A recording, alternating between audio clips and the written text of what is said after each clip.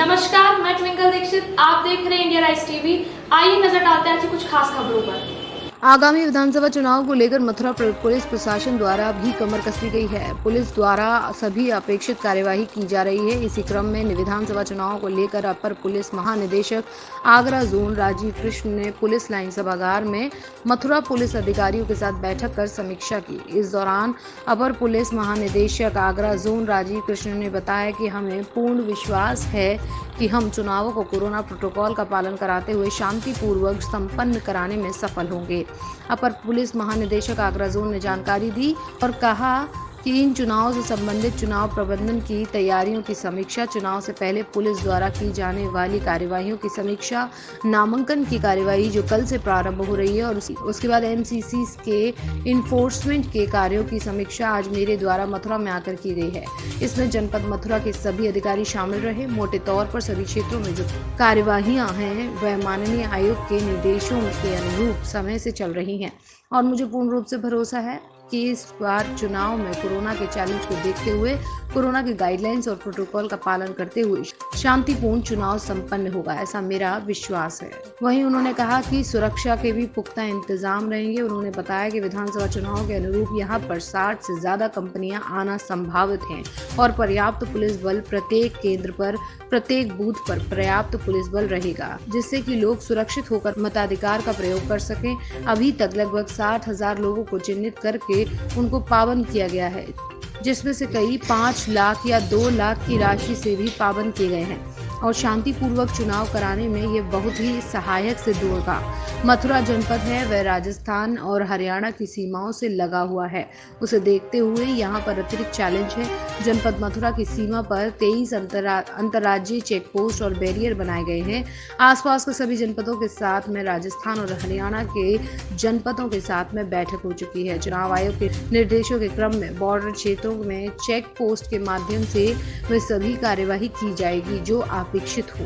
Mathura, India rise TV से वरिष्ठ संवाददाता राजू ठाकुर की रिपोर्ट। आगामी विधानसभा चुनावों में जनपद मथुरा में प्रथम चरण में चुनाव प्रस्तावित हैं। इन चुनावों से संबंधित चुनाव प्रबंधन की तैयारियों की समीक्षा, चुनाव से पहले पुलिस द्वारा की जाने वाली कार्यवाहियों की समीक्षा, नामांकन की कार्रवाई जो कल से प्रारंभ हो रही है और उसके बाद एमसीसी के एनफोर्समेंट के कार्यों की समीक्षा आज मेरे द्वारा मथुरा में आकर की गई है। इसमें जनपद मथुरा के सभी अधिकारी शामिल रहे।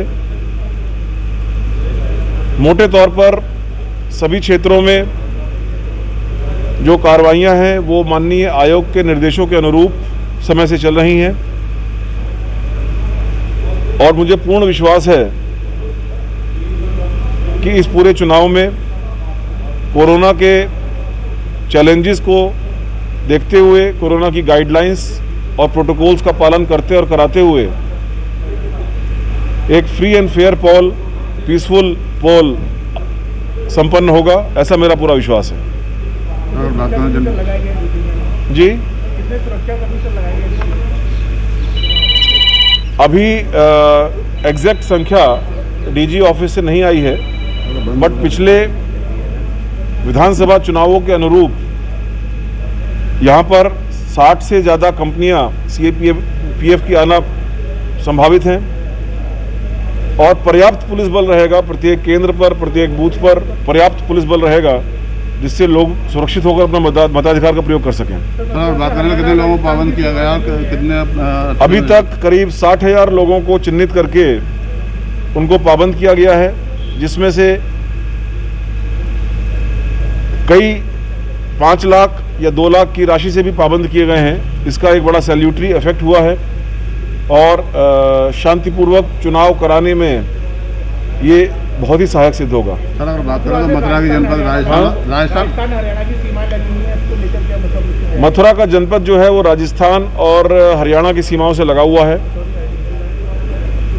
उसके देखते हुए यहाँ पर कुछ अतिरिक्त चैलेंजेस हैं। जनपद मथुरा की सीमा पर 23 अंतर्राज्यीय चेक पोस्ट ऑब्लिक बैरियर बनाए गए हैं।